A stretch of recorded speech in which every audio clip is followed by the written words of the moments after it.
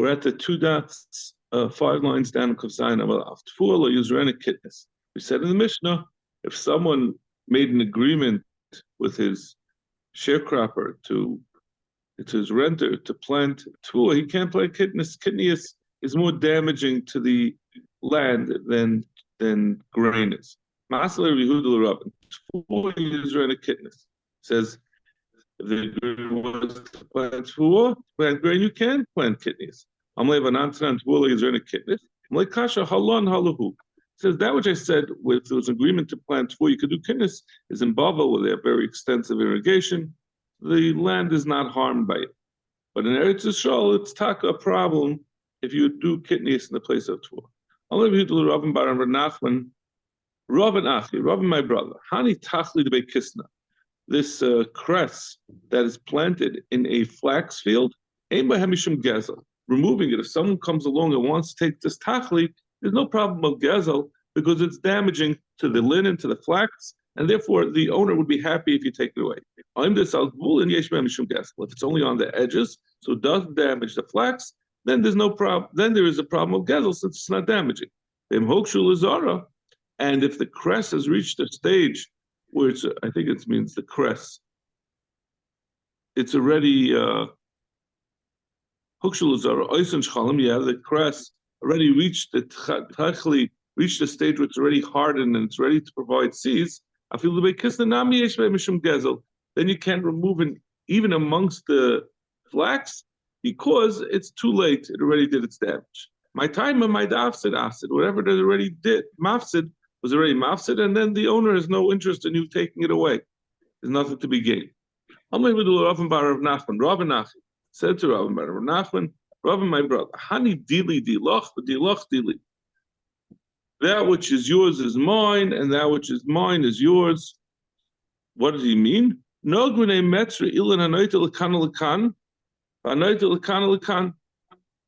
Metzia, the minig is that people who are on, they have a tree that grows on the border between two sadis, whichever way it's leaning, and Rashi says what leaning means in this context means whichever side the roots are on. So if all of the roots of the tree are on one side, that's the one who is entitled to get the fruit of that tree. The itmar, a tree that's standing on the border. Whatever's night in one way goes to that one, whichever's night to the other way goes to the other. Shmuel disagrees. He says you divide it between the two owners of the tree. Since it's on the border, the tree itself is on the border. We don't pay attention to where the roots are. Meisvei, this is Rashi shot. This is a whole different shot. Meisvei ilan oimed ala metzia yachloik. We have a brisa that says that if it's on the border, you divide it. Sounds like Shmuel and not like Rav. To the Rav. To go with Shmuel, even the Rav. So Shmuel stepped in to explain it according to Rav. The malakal metzia kulei. It says, like Rav, the way Rashi says it is that it's talking about where the tree has roots that are on both sides. It fills the whole border, and the roots are on both sides. If that's the case, what's there to talk about? Both the tree and the roots are on both sides of the border. We're talking about where the fruit itself is hanging more onto one side. Gemara says, what is that telling you? We know that it's either the trunk or the roots that tell you who gets it. Why would you think that it would go to the one where the fruits are hanging on his side? So he says, I would have thought that which we say yachloiku, maybe the yachloiku means that you divide it half and half. He says, I get all of the fruit on this side of the tree, and you get all the fruit on that side of the tree. And it happens to be that most of the fruit is hanging on my side, but that's the yachloiku. He says the one who has the less fruitful side of the tree will tell him, why are you saying that we divide it by the border between us? We divide it the half on your side goes to you and the other half goes to you. Maybe divide it the other way around. We'll split it in half widthwise. The tree, meaning the line of the tree, will go from your property to my property, not along the border. And therefore it will come out half and half. Amalei Yehuda l'Ravan bar Rav Nachman. Rav Nachi, another example of something he said to Ravan. Letizvin ara de smicha l'masa. You shouldn't buy a land, a sod that's near the city. Dam Rav Avo Amar Huna Amar Rab. Aslo l'adam shiamad al sod zechaver b'shasher medz b'kumseh b'kumseh. A person shouldn't stand over another person's field while it's full of a grain, because it's going to cause, you're going to be jealous and you're going to make an ayin hara. And therefore, that's the reason why he said, Rabbi Yehuda told Ravin, better not to have a sada near the city, because everyone will see your field and make an ayin hara. Right? The Rav, he found the Talmidim of Rav. Amlu mai amar Rav bahani kroi. What did Rav say about these psukim? Baruch atah b'vayecha, Baruch atah b'sada, Baruch atah b'vayecha, Baruch atah b'tzeisecha. I'm sorry, Baruch atah b'ir, Baruch atah b'sada, Baruch atah b'vayecha, Baruch atah b'tzeisecha. What did we learn from these psukim? V'amrulei hachi amar Rav, Baruch atah b'ir, she'ei beischa samach l'beis hakneses. The first bracha is that your house should be near the Beis HaKnesses. You'll be able to go quickly to shul. Baruch atah b'sada, she'ei nechsecha, kroivim l'ir. That your sada, your possessions should be near the city, which is obviously a stira to what we had said, b'shem Rav Yehuda, that a person should not get a sada near the city because of ayin hara. Baruch atah b'vayecha shelo timtza ishtcha safek nida b'shas v'yascha min hadar. Person should come back from his travels and find that his wife is a safek nida. Baruch atah b'tzeisecha sheyotzei meyacha k'moischa. That's a bracha that your descendants should be like you, should be the same as you. He said to him, Rabbi Yochanan had a different shot than what this pasuk is saying. Should have a nearby Beis HaKisei. It's obviously better that you don't have to walk a long way to get to your Beis HaKisei after a meal. But he disagreed with what he had said, that it's good to have your house near the Beis HaKnesses. Why not? Rabbi Yochanan Tamei, he holds it as a schar.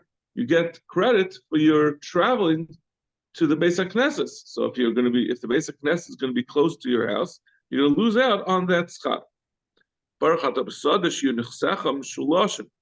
You should divide up. You should diversify your holding. Shlish betvua, a third in grain. Shlish bezesim, a third in olive, shlish bekfanim, and a third in grapes. This is on top of what we said. You should diversify a shlish bekesef and a shlish bekarka and a shlish pragmatia.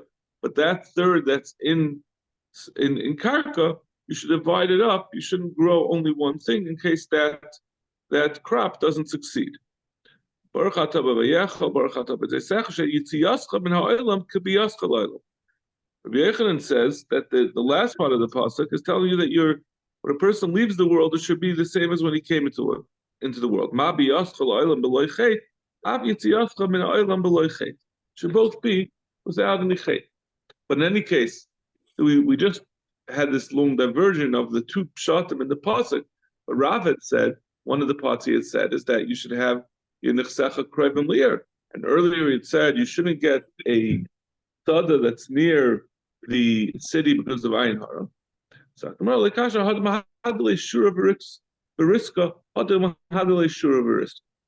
that which we say that he should get close to the city, that's where he puts a hedge around it so people can't see what's going on. So therefore it's certainly better to have a convenient sada. You don't have to commute. But if there's no hedge around it, if you don't put a barrier around it, that people can't see, then you have to worry and have it far away. The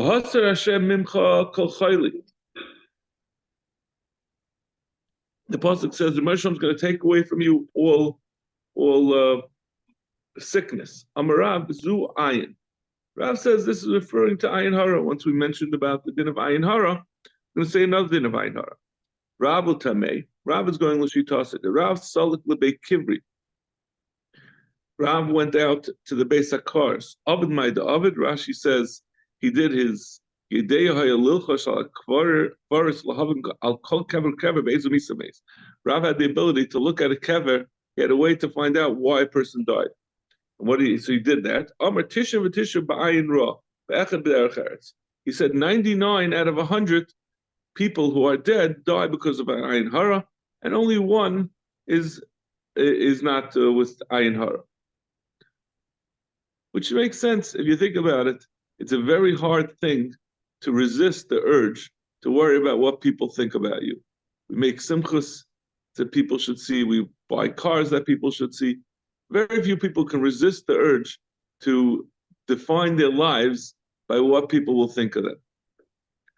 Ushmul zeh haruach. So that's the shita of Rav. Shmuel says no, it's a different thing. It's ruach. Rav I was saying it more as a Musar story. Shmuel said it's simply a physical thing. Most people, everyone dies because of ruach, because of the wind. Shmuel Tamedam Shmuel HaKol Ruach. Everyone suffers from the ruach. L'Shmuel Ika Haruge Malchus. In fact, the Gemara, but how could Shmuel say that everyone dies from ruach? Rav at least said 99. He's saying everyone, but there are those who are killed who are executed. You can't say that the ruach killed them. He says Hanach Nami Lav Zika Avdilu Sama B'chai. He says if not for the evil winds, then you could have given him some medicine and he would have lived even after being executed. I have nothing to. I have no rational explanation for that. Rav Chanina Amar, I would imagine if a person gets the head cut off, it's hard to imagine what kind of ruach is killing it. Rav Chanina Amar Zutzina. Rav Chanina says it's cold. Rav Chanina cold b'dei shamayim chutz mitzanim pachad. Everyone dies b'dei shamayim. The Baruch decides their time unless they expose themselves to a cold wind. Shenever tzanim pachad maderech ikesh. Someone who is exposed to a cold wind, if he's if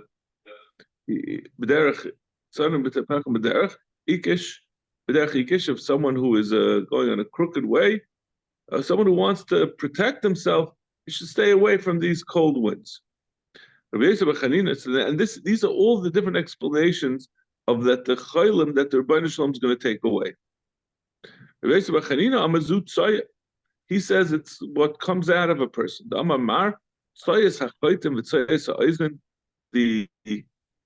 The expulsions from a person's nose and from his ears. A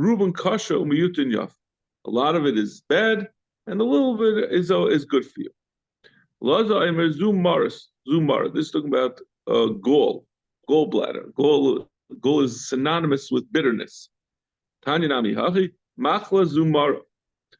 The machla is called machla, which means infirmity, is referring to mara, is coming to this bitter gall. Machla, because it causes the whole person's body to become sick. And this is the sickness the Baruch promises to take away. The reason why the gallbladder is called machla, is there are 83 sicknesses that are dependent on mara, and the gematria of machla is 83. And all of these different machlas that come from the gallbladder, if a person eats a good breakfast, it will chase away the illness. Tanarabban. Oh, Mamash came perfect time to hear about the benefits of breakfast. I am on a mission today. We already up to Kuf Zayin on my base in the middle. Yeah, we're blasting through. 13 things was said about breakfast, eating breakfast. Matzelas menachama, umenatzina, it saves you from the heat and from the cold. Umenazikin, and from the winds. Umenazikin, and from the demons. Umachkimas pesi, it wisens the fool. I mean, someone, before they eat breakfast, you're not able to think clearly. I think we're makel that even a coffee is yaitza. A person who has to be tying for himself in a din Torah or in any kind of din, he has to eat before, and so he'll be settled and think more clearly. Lilma Torah lalamed, in order to learn Torah and to teach Torah. Udvarv nishmayin, and when he says something, it will be listened to. The Talmudim miskayim biyadeh, and what he learns he'll remember if he has a clear head from eating breakfast and drinking a little bit. You won't have a bad smell. So Rashi says, if he's someone who has he's strongly tempted, if he's feeling good in the morning, he'll go to his wife, but says he's not going to be misavan. But if he doesn't eat breakfast, he's not going to be misavan ishtay, and then he's going to be exposed to the temptations in the marketplace. It kills the parasites in his stomach. Additionally, eating breakfast can remove kina, because the person will not be jealous if he's more settled. He already had his breakfast, and he's going to be able to get along with everyone. We're in the middle of Kuf Zayin, Amid Beis. Amalei Rabba L'Rava Bar Meri. We know how Milsadami Inshi. Shisan Rahiti Roit V'Lamato L'Gava Mitzaf Prekarach. 60 people will chase after, and they won't catch a person who already ate breakfast. From Rabbanan, Hashkem Ba'echel B'Kayetz B'Ne'acham B'B'Char B'Ne'atzina. The Chacham also say, should get up early and eat in the summer because of the heat, and in the winter because of the cold. Amalei, so where does this come from? You won't be thirsty, you won't be hungry, you won't be thirsty. And you won't suffer from the heat and the sun.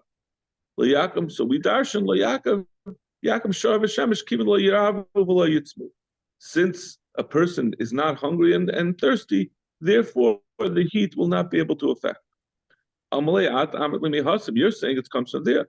I'll say it's come from different pasuk.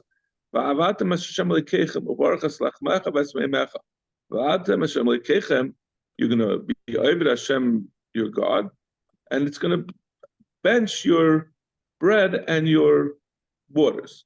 So we darshan v'atem Hashem leikechem zu kriya shema utfila. This saying kriya shema and be mispal or baruch haShachmecha v'esmemecha zu pas v'melech v'kita shomayim. If you do these two things, you daven and you say Kriya Shema, and then you eat breakfast, and that's going to send away all the machlos that could come your way. Rav Yehuda Mushcha. Rav Ada Mushcha was a person, he measured land. He was a surveyor. So he said to him, what you do, that which you measure how much land is, you precisely, it's not a little thing, it's very important. The whole all of it can be used for even a small plot of land that people might think is not important, could be used as a plot to plant saffron, which is the most expensive spice. So you put a little bit of saffron in, and it's very valuable.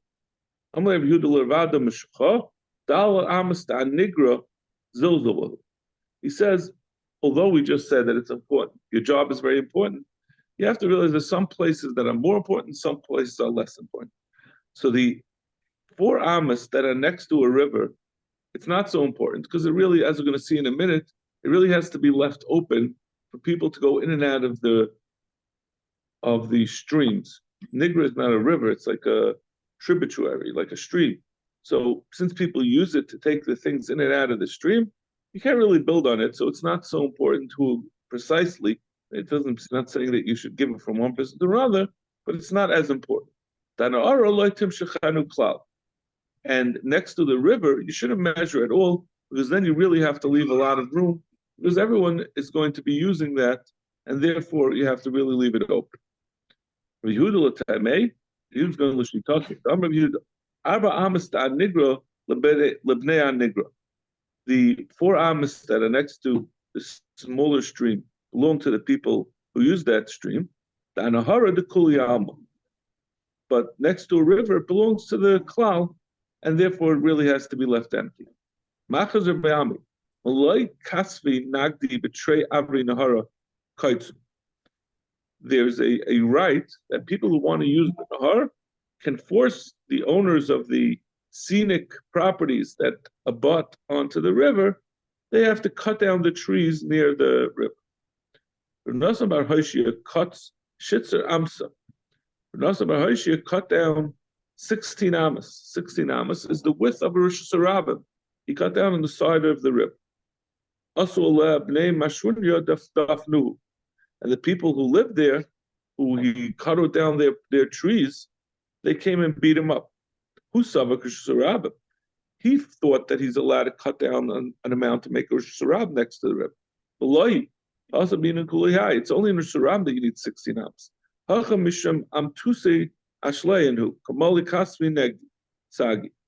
there by a river, the reason why you have to leave space without trees on each side is that the way they used to do it is they'd have a barge in the middle of the river, and they would schlep it with ropes on the side. So you just had to leave enough room for the shoulders of the people who would be schlepping the ropes that they could walk on the side of the river and pull the barge. But you didn't need 16 amas. Rabba Barav Huna Havaleahu Abba Agudadan Hara. He had Abba, Rashi says, is a yar. He had a little copse of tree, a forest that was on the side of the river. Amalei Nekatzmar. So they told him, listen, you have to cut down the trees over there so that people could schlep their barges from the side of the river. Amalahu, he said to them, he said to them, listen, I'm not saying I'm not going to cut it down, but I have neighbors both on top of me and on bottom of me. Go cut them down first and then come back to me, because anyway, you're not going to be able to go unless they're cut down. How could he do such a thing?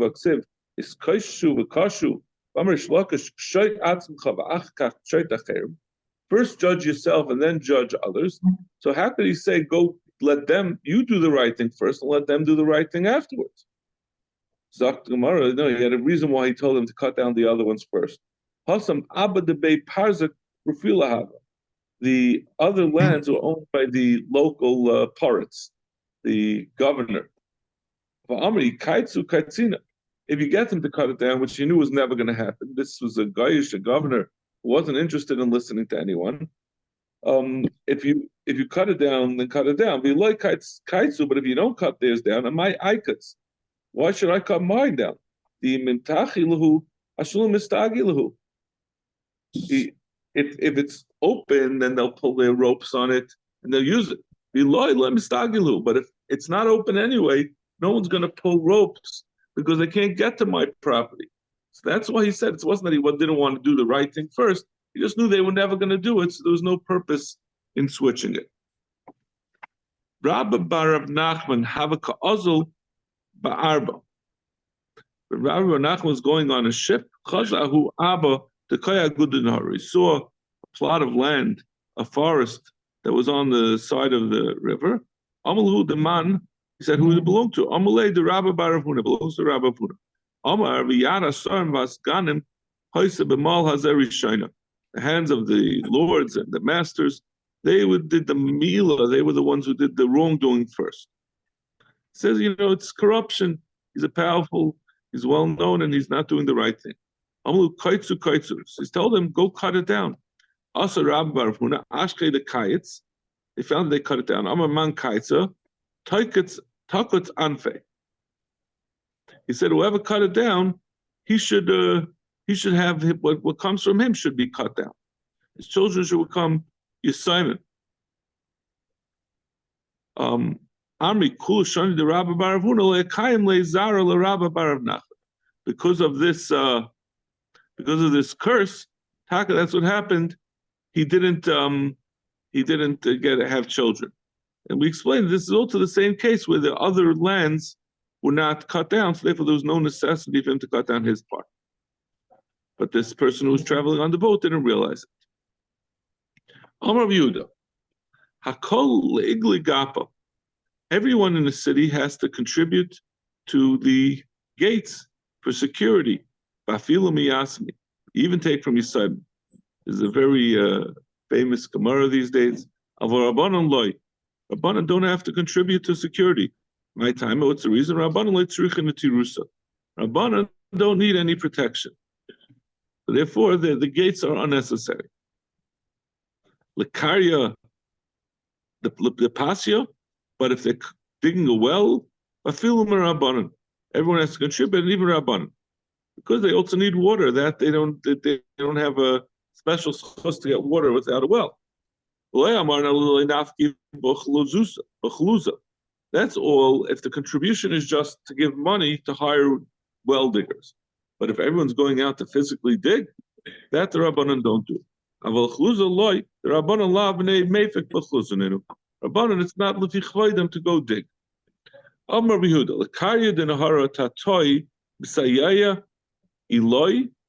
When you're digging out a river, so you're trying to get the river to flow better.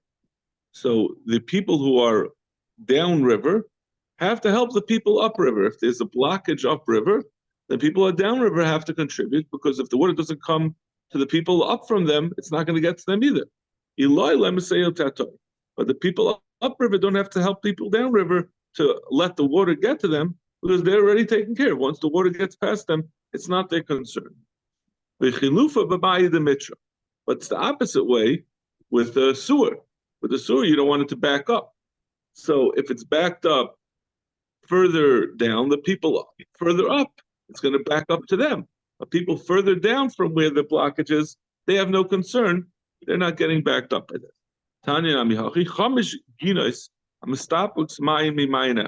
If you have 5 gardens that all get water from a single spring, and something happened with the spring, everyone has to help the one that's closest, the gan that's closest to the source of the water, because if he doesn't get it, they're also, it's not going to flow down to them. It turns out the lowest one is going to have to help everyone. But if there's a blockage by him, he has to take care of it himself, because no one above him has to help him. It's only his concern. The same thing the other way around. You have 5 chatzeros that have a sewer that takes away the water, and the sewer got blocked. Everyone helps the bottom one, because they if it gets blocked by him, it's going to get blocked from them. But if it's only blocked by the bottom one, the top one, if it's blocked by him, the people underneath him are not concerned about it. So when it's going out, so therefore he's going to have to be misaken for himself. A person who takes the land right next to the nahar, chatzifa, havi. He's a mechutzef, because everyone needs to use the land right next to the river to load and unload things. So if you take that land for yourself, you make a private beach out of it, you're a bad guy. You're ignoring the needs of everyone. But you can't kick him out, because we're talking about here that he would pay the taxes, and therefore was able to take this public land for himself. The local governance, the Roman governance, the Persians, left it free to whoever would pay the taxes. But in the Kasvi Parsoi Kani,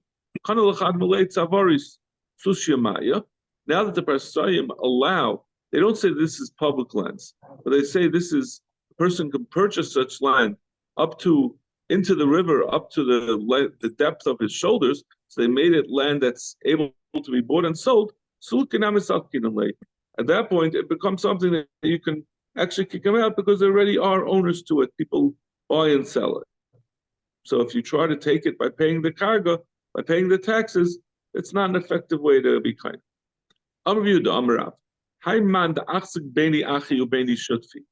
Someone who buys a property between 2 brothers or between 2 shutfin, chatzifa havi. He's a chatzifa, he's causing them trouble. They would probably like to be, the brothers or the shutfin would like to have the property in between them. You can't get rid of them. Rav Nachman Amar, Nami, You can't even get rid of them. This is only a din, what we're talking about, where it's on both sides. He says then you could be misalik them.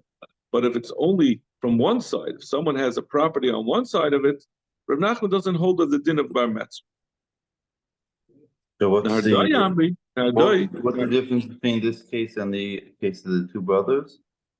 Yeah, din de metzra is not as strong a case as two brothers or two shutfin. Then you have something that's surrounded on both sides. What does that mean? Metzra.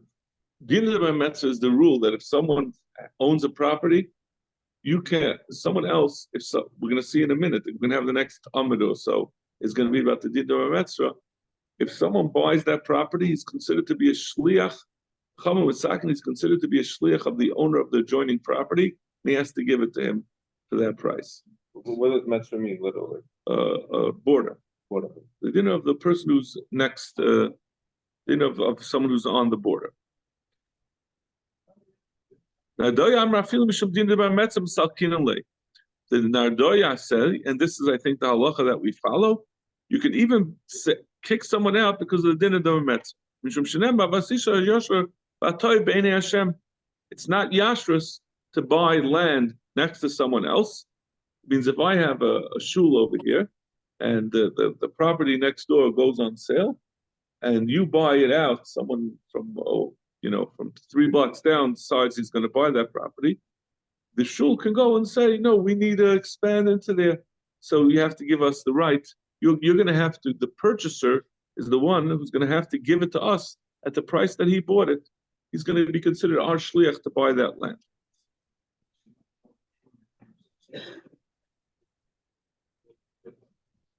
Also, if you went to if what happens if, like we said, the shul, there's a property next to the shul, and they went to Rabbi Tursky, and they said, "Can we buy the house next door?" Amalei Ezel is, and he said, "Yeah, go ahead, buy it." But Amalei Ezel isn't. Can we go buy? But Amalei Zil's buy, and he said, "Go ahead and buy it." Do they have to? Does the person who's trying to buy the adjoining property in violation of the din of bar metzra with the permission of the person who lives next door, does he have to make a kinyan from him to be able to enforce it that the owner can't go back to him and say, I want to buy it from you? He says you don't need a kinyan. He said orally that he's waiving his rights as a bar metzra to get the adjoining property. That's sufficient. The Nardois say no, you have to make a full-fledged kinyan. You have to make a kinyan because it could be that which he said, go ahead and buy it. Rashi explains is because this has happened a few times already with Chaim Berlin. They had this situation that people know that if there's someone who has a property next door, it's very valuable to them, so they'll charge them extra. So they'll say, let someone else go buy it, then I'll enforce my din de bar metzra and get it from them at the cheaper price. I don't want to pay the inflated price that they're going to ask for me because they know I want it. You're too young to remember this. There was like a big store, Edelman's, on the corner of Chaim Berlin. It's like an auto supply store. Chaim Berlin wanted to buy it all the time, for a long time. And they were charging them twice as much as what the market for. Eventually, Chaim Berlin refused to pay the extra, so they sold it to Beretsky. That's how Beretsky ended up there. And then they're bigger than Torah or whatever. But that was the bar metzra thing. So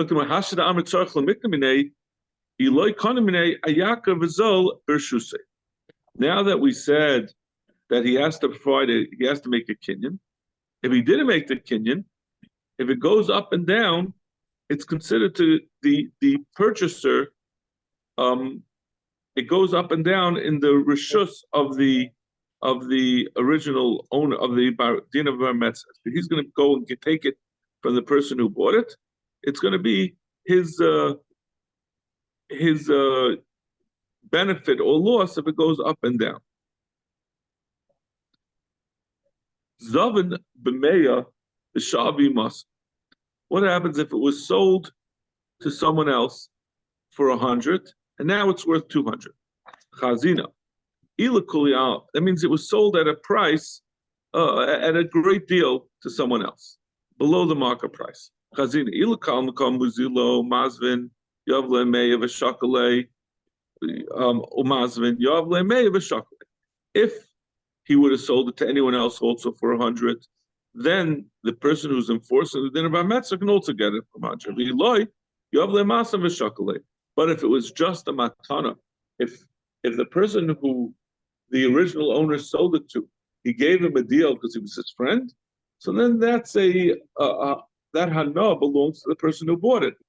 The way it works is the person who purchases a land property that's subject to the dinner by Metzia is considered a shliach of the adjoining property, of the person who has the bar Metzia rights to buy it. But if the purchaser got it for a good deal because of his relationship with the seller, then he enjoys that benefit. There's no reason why the adjoining property should get that benefit. What happens if he sold it for 200 when it's only worth 100?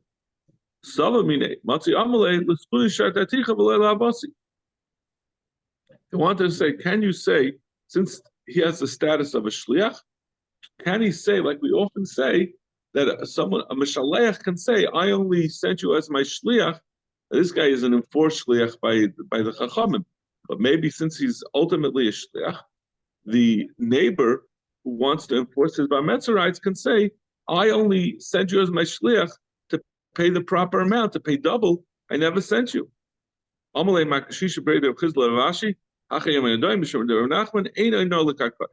said, no, there's no such thing that he could say, that I never meant you to be my shliach to overpay, because there is no overpaying. There's no set price, and whatever the market will bear, that's the price.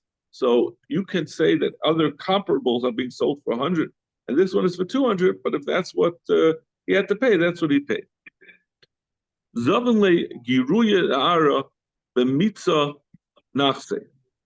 What happens? Ruvain has a property, and Shimon has a property next door to it. And Ruvain really wants to sell his property to Levi, who doesn't have his property next door to him. So what does Ruvain do? He sells a small piece of property within his own property. In the middle of his property, he sells a small plot of land, which is not next to Shimon. So Shimon can't say there's a din of bar metzia, right? If this is Shimon and this is Ruvain, and Ruvain sells over here a little bit to Levi, so Shimon can't say anything about it. It's not next to him. But now, when he wants to sell the whole property, now all of a sudden Levi also has the din of bar metzia because he has that small plot of land in the middle of Reuben's property. So what happened if he did this? Chazina. If it's a good, extra good piece of land, or it's a particularly cheap part of land, because we say that there's a reason why he sold that, because it was an unusual piece of land.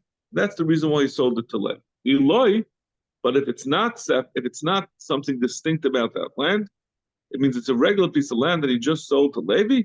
We assume that it was being sold just to it's just as a pretext to allow Levi to have access to the whole land without Shimon saying, I am a bar metzia. If Ruvain gives a property to Levi, even though Shimon is next door to him, we don't say it's a matana, there's no din of bar metzia. Shimon can't say, you should have sold it to me instead of giving it to Levi. The person has the right to give him a matana. Amar Amemer, because of the achrayis ispa, it's because of the achrayis. If Reuven gave it to Levi with a din of achrayis, meaning saying that if someone takes it away from you, I'm going to make good. If a prior lekeach, who has a shibud, takes away the property from you, I'm going to make good on it. Then this matan is probably not the matana it appears to be. It's probably a real sale, and there was, like they say in Bava, there was cash under the tish. There's money being transferred. So even though it's being cast as a matana, it's really a sale. Otherwise, you wouldn't have given a price. So you give a matana, usually you don't provide a guarantee. So then there will be a dinner of bar metzra. If he sold all of his property to one person, less of mishum dinner bar metzra. You can't say that the property that's next to someone else, he's divesting himself of all of his property. You can't say that this property can't go in the general sale because it's near someone else. If he sells it to an original owner, means he had bought it from someone else, now he wants to sell it back to him, let's put mishum dinner bar metzra. Again, there's no dinner bar metzra. The original owners have a right to get back their land. Zavan me'akim v'zavan la'akim. If he's buying land from an akim, the akim, you can't say that I'm next door, you can't buy from the akim, you have to let me buy from him. Or zavan le'akim, if he sells to an akim, let's ushum dinner bar metzra. Zavan me'akim da'amalei ariya v'archila me'metzra. If he buys from an akim, he could say, listen, the first priority is we got to get the akim out of here. So by buying it, I'm helping everyone. So therefore, we relax the halacha of bar metzra in order to enable him to buy it. Zavan le'akim. Why if he sells it to an akim is there no din of bar metzra? So the person who sold to an akim, there's nothing you can do about it. The din of bar metzra applies to the purchaser. Over here, the purchaser is an akim. An akim doesn't. There's no din of it. He doesn't have to do it. Yashav ha'toiv. However, avada shemuti vada mishabtina le ad makabel kol ansu da asle machmase. But the person who sells to an akim, if it's a shchuna, a neighborhood where it's all Yidden, it's an Eretz Yisrael, and everything is Jewish land, and you sell it to an akim, the person who sells, the bezdin will put him into cherem until he accepts upon himself whatever negative effects happen from this sale. Mashkanta less b'mishum dina de bar metzra. If Reuven owned a piece of property and he gave it as a mashkan to Levi, and now Levi wants to keep that mashkan, buy it from Reuven, he doesn't have a dinner bar metzra that he has to first give it Shimon the option to buy. We had this before. What is a mashkan? Where's the word mashkan from? The shchuna gabek. They become a neighbor to it. That means that when someone has a mashkan, he becomes used to it. He uses it for years while the loan is outstanding. So he becomes comfortable there, and then he becomes a shachin. My nafkamina ledin of bar metzra. He has it. The nafkamina is that the din of bar metzra is not going to apply. Limcha berachah v'ligal b'karav. Bra v'ligal b'yafa.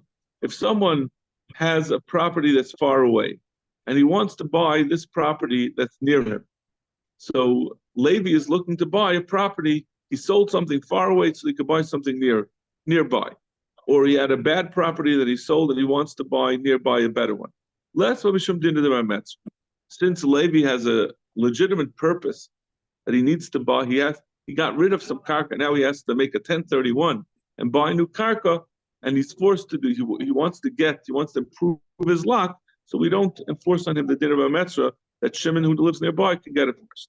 The karga l'b'zayni l'kfura. If he needs to sell property for to pay taxes or to pay for his basic sustenance or to pay for kfura, less mishum dinner bar metzra.